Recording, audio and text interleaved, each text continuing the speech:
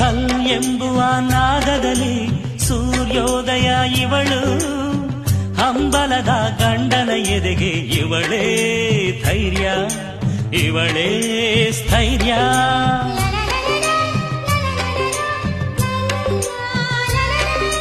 ಮುತ್ತೈದೆಯ ಮುಖಸಿರಿಗೆ ಸಿಂಧೂರವೇ ಶೋಭೆ, ಚಂಚಲದ ಗಂಡನ ಕೈಗೆ ಇವಳೇ ತಾಳಿ, ಇವಳೇ ಬೇಲಿ.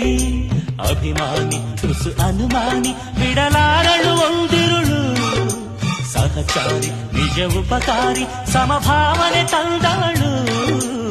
ಮಳದಿ ತಾನೇ ಪ್ರೇಮದ ಮಂದಾರ,